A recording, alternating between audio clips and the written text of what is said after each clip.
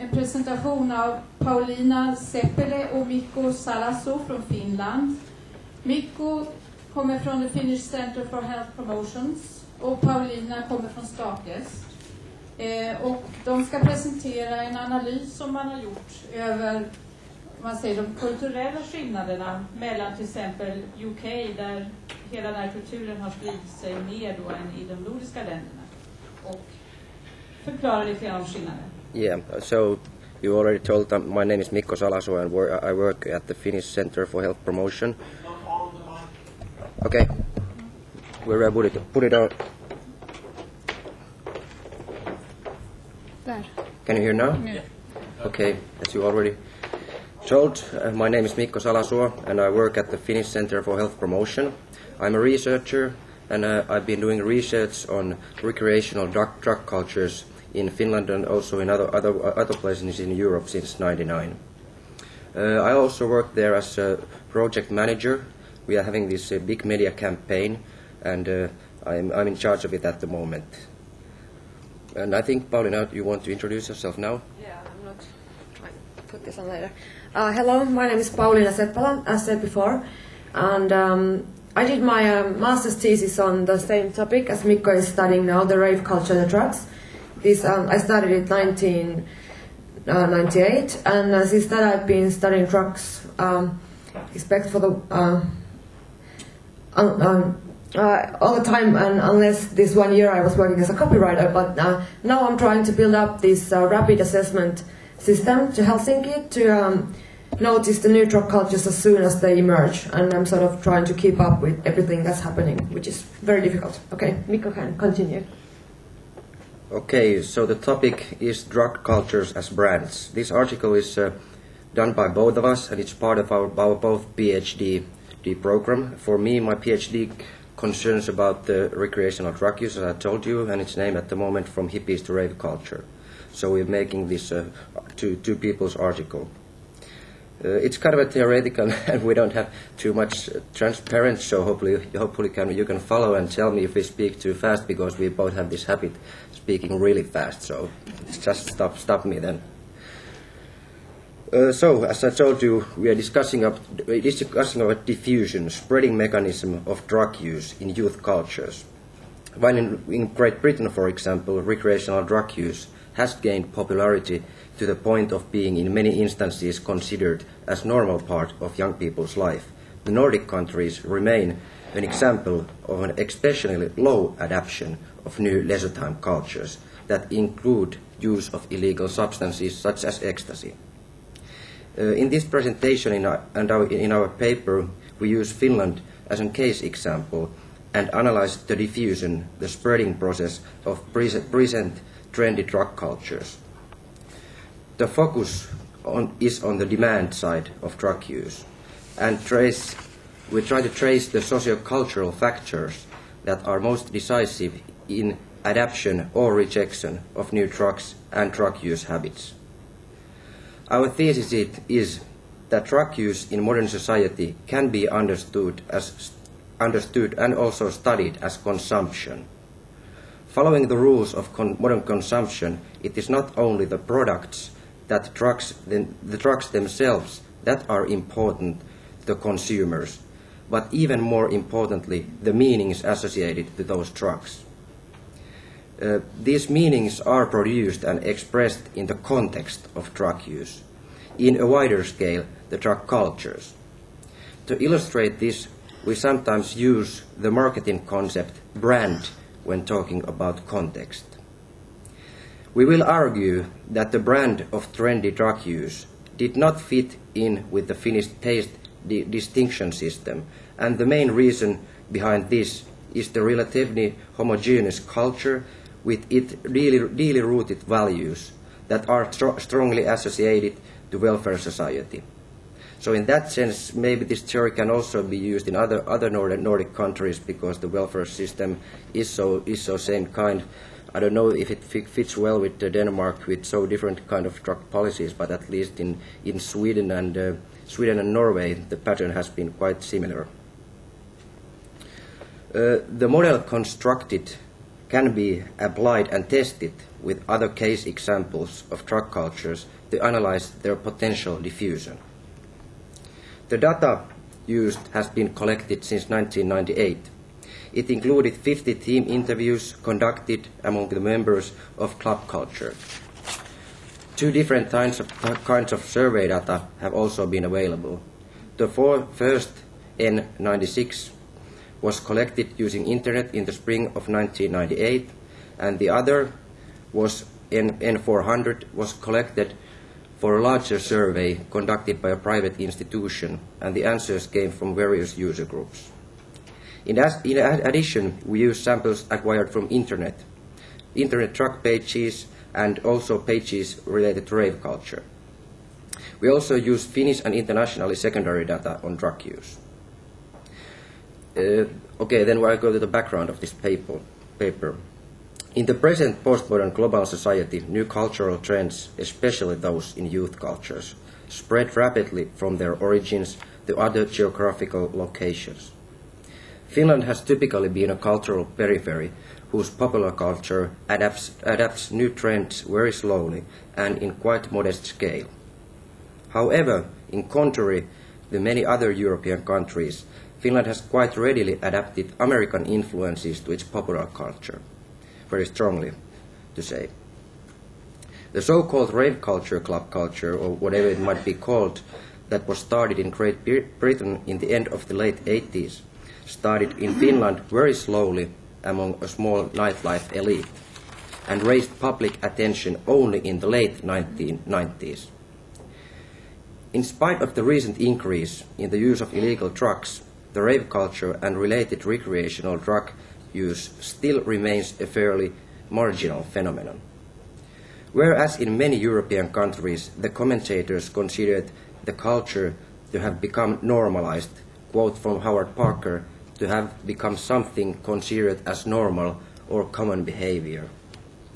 However, rave culture is an established part of Finnish popular culture, both adapted by a small portion of mainstream and more subculture-orientated youth. In addition, it has also begun to attract more marginalized and deviant groups. Then, how does the drug cultures then spread? A theory that has been widely applied in the study of drug epidemics is the diffusion theory. It deals with the social learning process and examines the order in which different social economic groups adapt new products and behavior. The famous hypothesis first presented by Tarde already at 1903 was the trickle-down effect, whereby inferiors imitate superiors in adoption of new products and behaviors. He even considered trickle-down process to be a conquiring epidemic. The diffusion theory has proved very accurate in studying spreading of drug use. However, the diffusion theory does not explain why diffusion happens and why in the specific order. Moreover, the complex society of today, it is difficult to determine which social groups and on which basis should be considered superior and which inferior. Thus, the diffusion theory needs some adjustment and addition to be usable in analysis of present drug cultures. To address these problems, we turn to modern consumption theories, Pierre Bourdieu's theory of taste distinction in the most important one in our argumentation. By understanding drug use as modern consumption, we state that drug use is socially and culturally symbolic activity like fashion, and the diffusion of drug use is connected to social structures. Another deficiency with diffusion theory is that it presents single products and behaviors without further consideration to the context in which they are used or take place. This definitely is a shortage, since when a new drug is spreading, it is never just the drug, but the whole social setting, which the drug is normally only a part of. Norman Ginberg's classic theory of intoxications use states that 3 determinants must be considered when analyzing drug use and drugs' effects. Drug, set and setting. Setting being the most important, which is the influence of the physical and social setting within which the use occurs. Setting can be also referred to as a social context. According to Sinberg, social setting is the key factor when explaining various forms of drug use. We have now added 2 concepts to our model of diffusion theory. The first one, taste distinction, tracks the social reasons for diffusion, spreading of a drug culture. And the second one, context, defines what exactly it is that actually diffuses. Let us now go to these concepts and its relation to the recreational drug use. Context is especially clearly visible in the new recreational drug cultures with the associated styles in music, dancing, appearance, and behavior. Okay. Yeah, you can take it. Okay. The major forms or context of recreational drug use in the modern Western society have been the hippie or the psychedelic culture in the 1960s and the contemporary club or rave culture.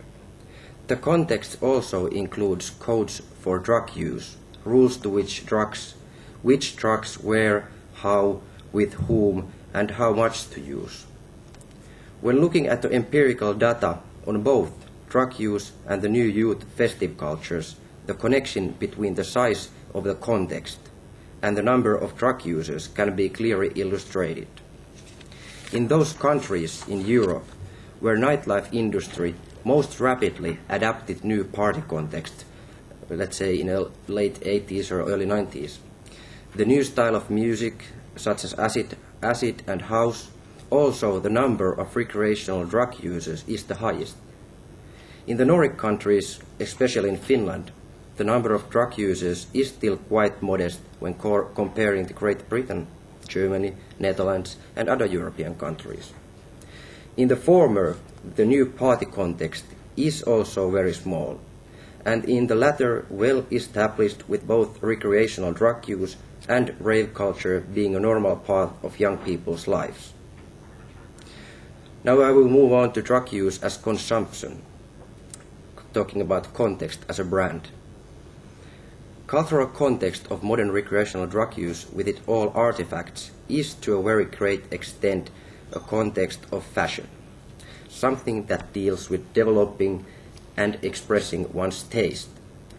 Thus, when studying context, and especially its spreading mechanism, we approach drug use and its context as consumption.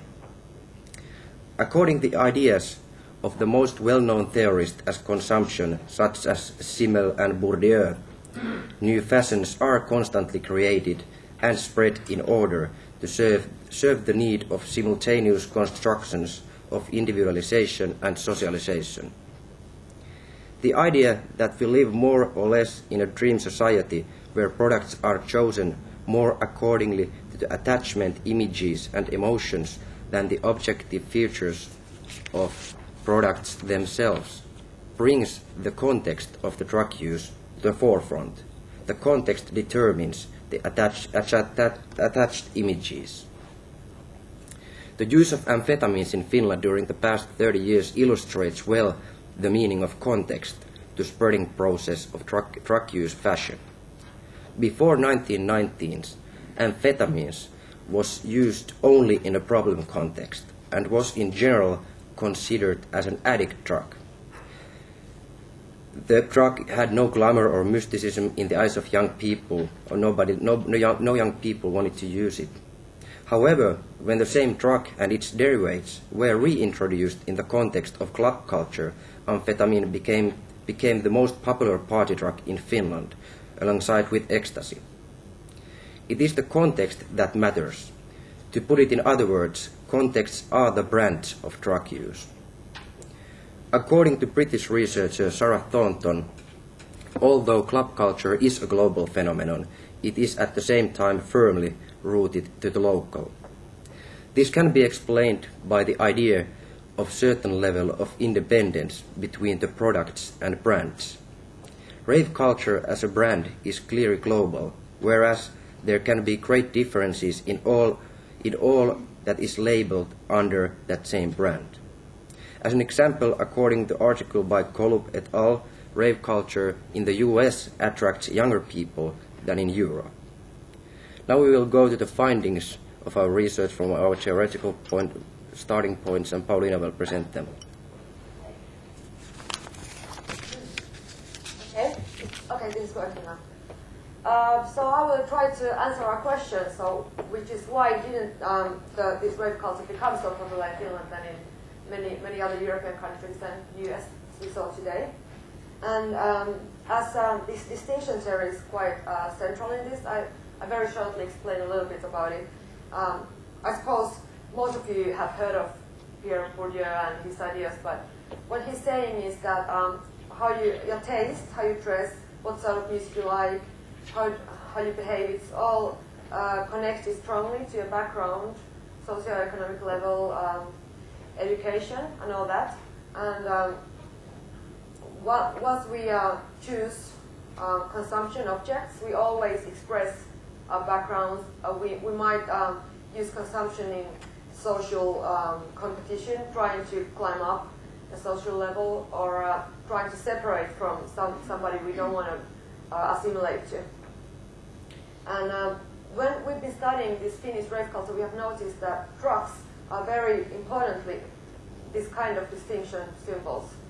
And the users give very strong values to the drugs they use. And the most general is always the distinction that they're not using alcohol and they're not in the alcohol culture. And these sort of things is like, it's the us who are in the rave culture or club culture, as it reads here, and the rest.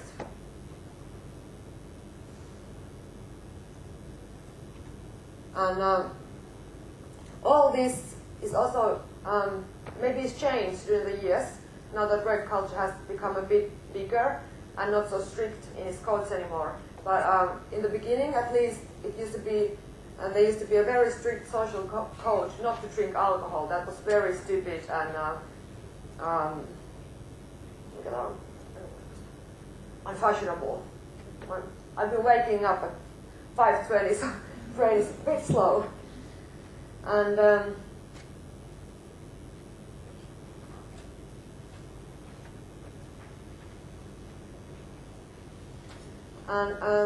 Bourdieu thinks that listening to music is a very strong, primitive bodily experience, and that's why your taste in music tells a lot about you. It's very hard to like music you really don't like. And we think with drugs is the same thing, even more so. It's like it's a bodily, strong experience, and that's, if you like some drug, then you can tell a lot about yourself and your mental conditions and everything, like what sort of feelings you like. And so if you want to take other drugs than alcohol, and knowledge on those other drugs tells a lot about you, and it's a very strong way to show your identity and make distinctions from the mainstream.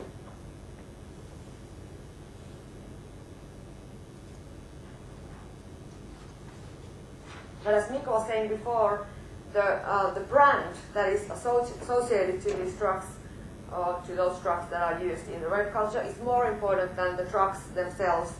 I think it's funny that I was just reading Mixmag, which is the English club culture magazine, and now the same people who were before, or maybe not the same people, maybe younger people that go to clubs, they're now saying that, oh, alcohol is so much better now that we are starting to use alcohol again. It makes you so much more social and sociable, and that's exactly the same that they used to say when they started using ecstasy, when they gave up alcohol. So it's the brand being social that's more important than the drug, what you use itself. And not all drugs are considered better than alcohol. For example, heroin is very much out of the club culture's distinction system. And it's like if somebody uses heroin, then they make distinction from the they put themselves below the rave culture. So there are sanctions within the rave culture that punish in some way people who use drugs such as heroin, because it gives a very bad symbolic value to the whole rave culture. So those people are trying to put aside a little bit. Because rave culture wants to be sort of the top culture of the youth cultures. And what's behind these, or actually along the same line to those, we have found these five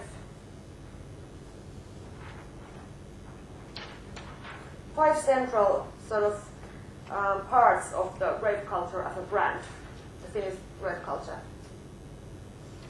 What these people are trying to say by participating in these raves and taking the drugs is that we are very global people. We're not like the other Finns, and we are just like everybody in London and New York, and they want to assimilate to them.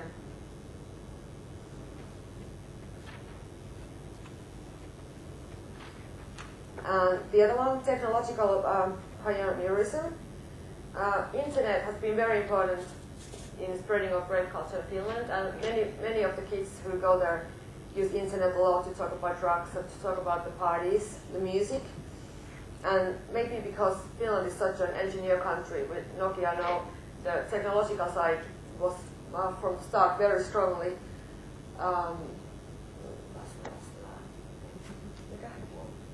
involved. And they like to talk about the music in very technological terms, beats per minute, blah blah blah. And also the drugs, they try to imitate like scientific language when they talk about drugs. It's like today we've heard from this man who's been studying ecstasy since 1988 that there's not that much that he still knows. And these kids in Finland, they think they know more. They know exactly what to combine with these drugs, and the scientific side is very important to them. And they always want to make the drug use sound like very sensible and smart thing, and healthy as well. Then it's a sophisticated behavior, which is also a distinction from the stereotype of the Finnish male who can't behave and acts very badly and gets drunk and can't show his emotions. So they are trying to say that we are not like that. We can show our emotions. We are emotional. We can dance, and we get dressed really nicely, and we follow the international fashion.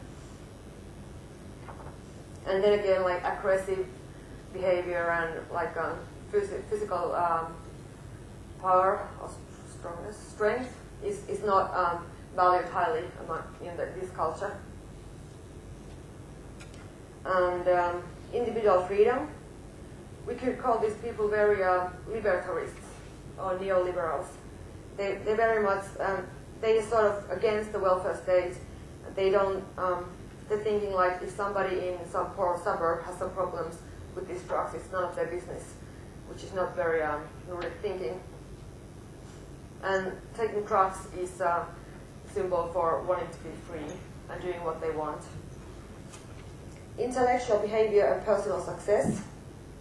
They like to tell that we in the rave culture, we are the people who go to colleges and universities, and actually we Mikko, we've been saying this same to the press too, and now whole Finland thinks, these are the successful people, and we've been thinking, do we have that big sample actually? Do we know this? But it's for them it's very important that they are not the addicts. They try to bring it up all the time that we are the people who can handle this, and we are very intelligent, and maybe they are, at least some of them. And also they think that it's so much smarter to take these drugs than alcohol, because alcohol makes you aggressive and all that. They think it's like more sophisticated.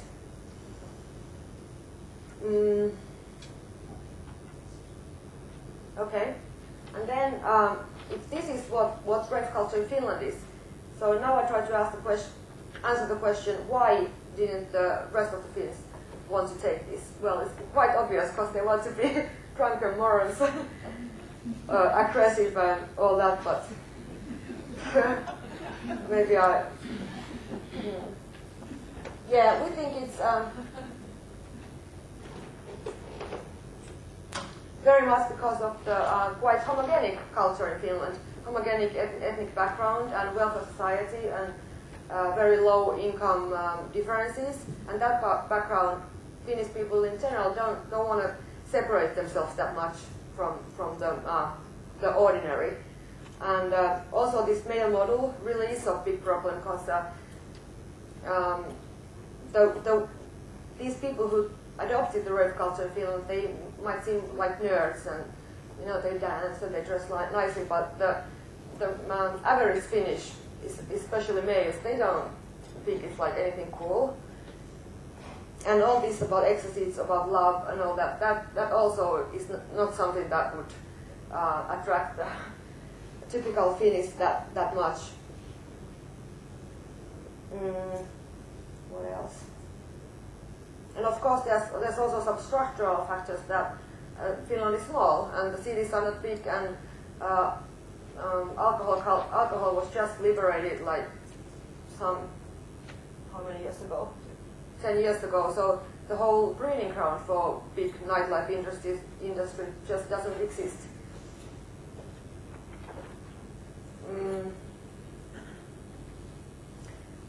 And also it's because of this rave culture themselves. They wanted to make really sure that no jerks get in. So they have very strict door policies. If you dress wrongly, if you're too drunk, you can't get in. And they want to keep it secret. So that's why it doesn't, the information about it doesn't get far. And also youth media in Finland hasn't really taken this topic under discussion like in the UK. They're talking about drugs very openly. In Finland, none of the youth magazines ever mentions that there's anything positive to do with the drugs or anything like that. So all of these reasons we think that are behind the fact that still in Nordic countries and in Finland this type of drug use is not on that high level than in many other places. Oh, but now that we're in EU and it's getting more global, the culture in Finland as well, and youth is getting more global all the time, these things might change, and the homogenic Finnish culture might be past. So in the end, I still have to say one more thing. This was only the demand side we're talking about. Of course, the supply of drugs affects what drugs people are using. But then again, we have this idea of a brand, of a rave culture. So if one drug, the supply ends, then this same brand could easily adopt another drug, and it still be the same brand, as Mikko was telling about amphetamines that were adopted to this culture from the addict cultures. Okay,